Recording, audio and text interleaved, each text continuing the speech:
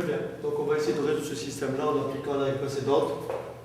Je vais vous montrer une première itération et ensuite je vais vous montrer le résultat final et vous pourrez ainsi tester si votre réponse est bonne ou pas. Donc premièrement, on va choisir le pivot. Le pivot, la colonne du pivot correspond au coefficient de Z, le plus positif. Le coefficient de Z le plus positif, c'est 45.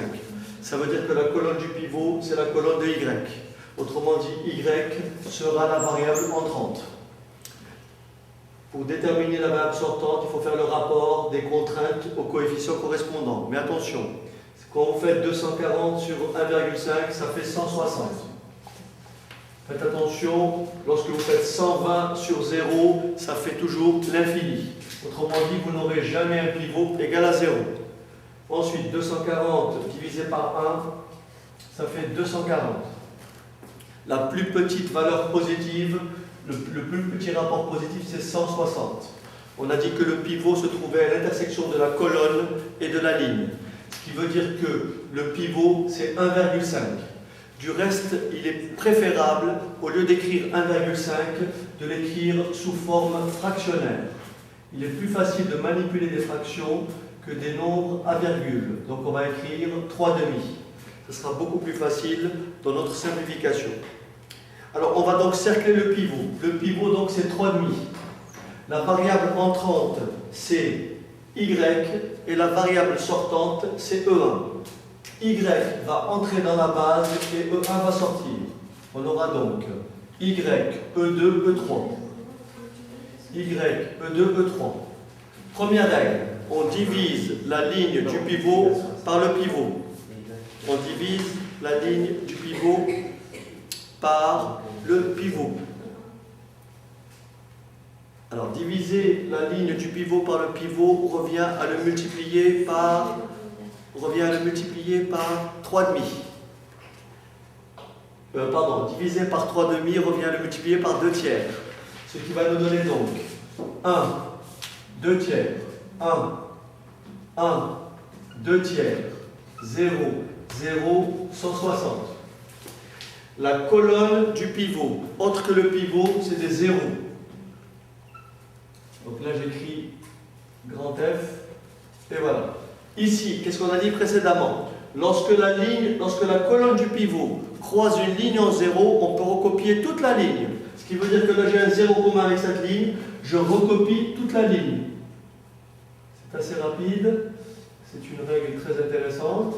Ici, j'ai un zéro commun avec la ligne du pivot, c'est celle-ci. J'ai un zéro commun avec cette colonne. J'ai un zéro commun avec cette colonne, je recopie les deux colonnes. Ce qui veut dire quoi? Je recopie ça et je recopie la dernière colonne. Tout le reste, je le calcule à l'aide de la méthode du rectangle.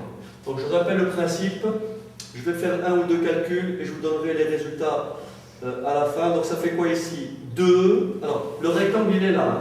Le rectangle c'est toujours l'endroit où vous êtes et le pivot en diagonale. C'est ça qui détermine les sommets du rectangle. Donc ça fait 2 moins 1 divisé par 3,5. Donc ça fait 2 moins 2 tiers.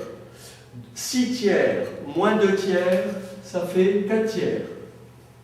Ici, on fait 35. Le rectangle, il est là. Ça fait 35 moins 45 divisé par 3,5. Donc 45 que multiplie 2 tiers. 45 divisé par 3, ça fait 15. 15 fois 2, 30. 35 moins 30, ça fait 5. 35 moins 30, ça fait 5. Là, bien sûr, c'était la colonne, il faut que je rajoute un 0. Je me place maintenant ici. Je fais 1 moins 3,5 divisé par 3,5. Donc 1 moins 1, ça fait 0.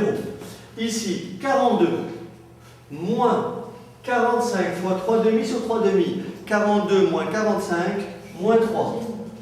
42 moins 45, moins 3. Alors, 0 moins 1 sur 3,5. Donc ça fait moins 2 tiers. Moins 2 tiers. Enfin, 0 moins 45 divisé par 3,5. C'est 90 tiers, ça fait donc moins 30. Ensuite, je me place là. C'est fait, je me place là. C'est 240 moins 160, ça fait 80. Ensuite, 0 moins 0, non, le rectangle il est là. Hein. Je sais que 240 divisé par 3,5, ça fait 160. Tout ce que j'ai à faire, c'est 160 fois 45. Ce qui fait combien? Moins 7000. 160 fois 45. Ça fait combien? 7200. Moins 7200. Voilà pour le premier tableau. Question. Est-ce que tous les coefficients de z sont négatifs ou nuls? La réponse est non. Quel est le coefficient de z le plus positif? Moins 5. Plutôt 5. Ce qui veut dire que cette fois-ci, la variable entrante, c'est quoi? X. Pour trouver la variable sortante, il faut refaire le rapport. 160 sur 2 tiers. Ça fait donc 160 fois 3,5. Ça fait donc 160 sur 2, 80. Ça fait 240. 160 divisé par 0,5. Encore 240. Et enfin, 80 divisé par 4 tiers. C'est 80 multiplié par 3 quarts. 80 divisé par 4, ça fait 20. 20 fois 3, 60. Le plus petit rapport positif, c'est 60. Ce qui veut dire que le pivot va se trouver à l'intersection de la première ligne et de la troisième colonne. Donc le pivot, c'est combien? 4 tiers. La variable entrante, c'est donc x, et la variable sortante, c'est E3. Ce qui vous donne donc y, E2, x.